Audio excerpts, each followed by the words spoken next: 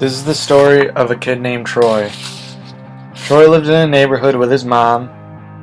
His dad had left before he was born, so he was all alone with his mom. And his mom would work 2 shifts at the local factory and would never be home except for at night.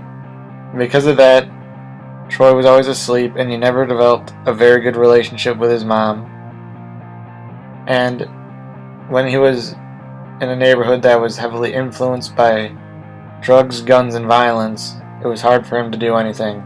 There were places in the city he couldn't go because he could get killed if he ever went around there.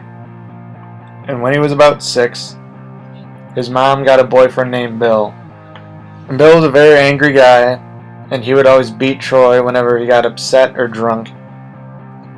And because of Bill, he developed severe anger issues.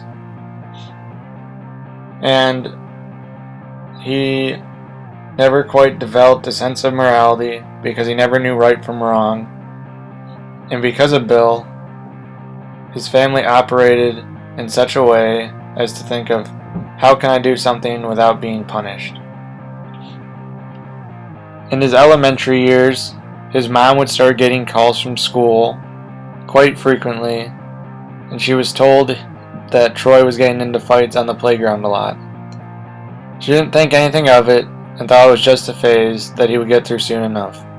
She thought every kid had that aggressive phase they went through.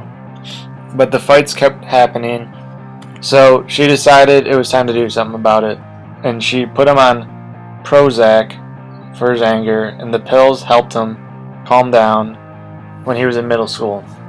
He didn't have any incidences for years, and he was on Prozac regularly. But a few years later, when he was in high school, he forgot to take his pills one day, and then a kid made a comment in class, and Troy went off on him and beat him. And because of that, Troy got expelled from school, and he never went back. And since Troy wasn't in school anymore, he spent most of his time taking in influences from the street. He saw that other people in his neighborhood were getting a decent amount of money and they didn't even have jobs, so he figured he didn't need one. He didn't know that these jobs were because of drug dealing, gun running, or just robbing everyone.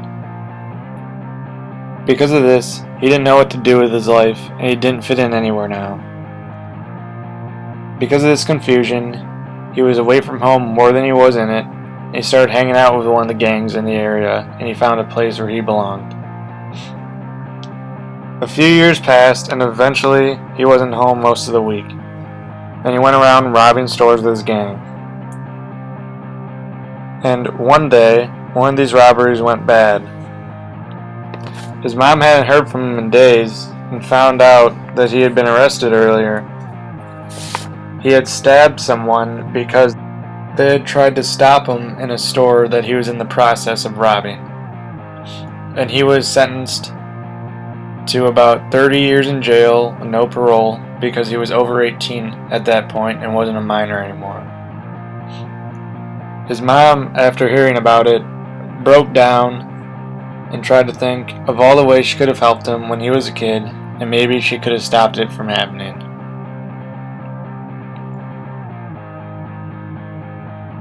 She came to the decision that she wanted to go visit Troy and talk about this.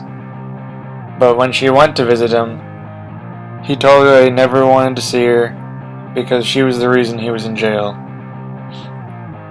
He told her she was the stem of all his issues because she was never there for him. 10 years later, he forgave his mother after not talking to her over that span. And together they helped him with his anger issues and issues of his past. And they helped him get under control and be at peace. Troy is now 40 and he's out of prison, on parole for good behavior.